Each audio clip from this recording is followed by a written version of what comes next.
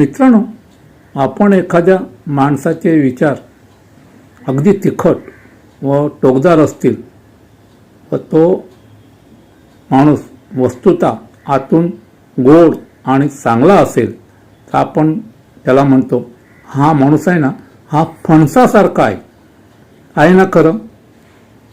तर मित्रांनो, मी तुम्हाला याच बहुडंगी फणसाबद्दल आणि जो 12माही आपल्याला बाजारात अवेलेबल असतो त्याबद्दल माहिती देणार आहे. ऐका तर.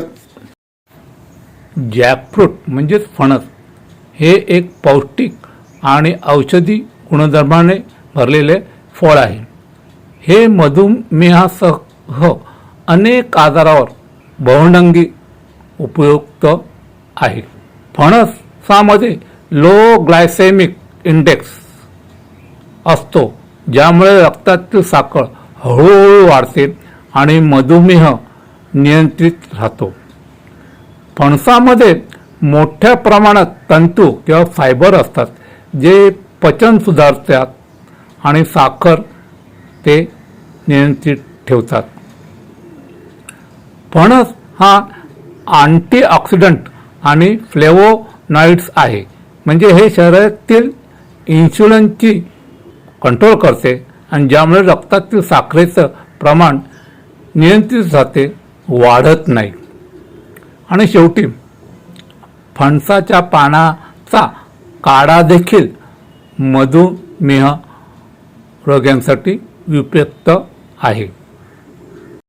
मित्रांनो, फणसामध्ये पोटॅशियम आणि अँटीऑक्सिडंट असतात, ज्यामुळे रक्तदाब नियंत्रित राहतो आणि हृदय देखील निरोगी राहते.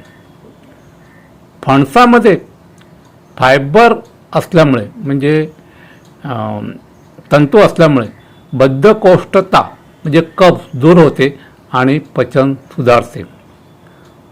जॅकफ्रूट म्हणजे फणसामध्ये व्हिटॅमिन सी आणि अँटीऑक्सिडंट भरपूर असतात, ज्यामुळे ते रोगप्रतिकारशक्ती वाढवते, म्हणजेच इम्युनिटी वाढवते.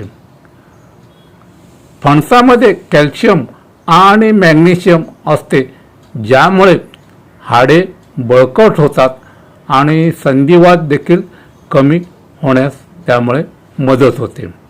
आणि शेवटी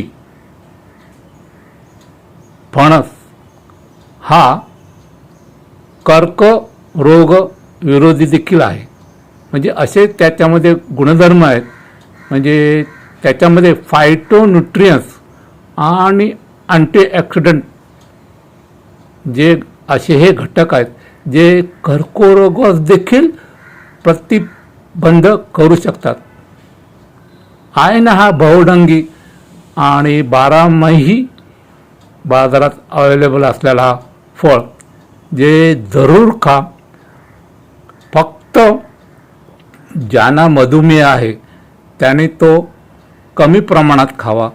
इतर माणसांनी तो 12 महिनेही सकाळ संध्याकाळ केव्हाही खा आणि तुम्हाला वरील सांगितलेले सगळे फायदे तुम्हाला मिळतील.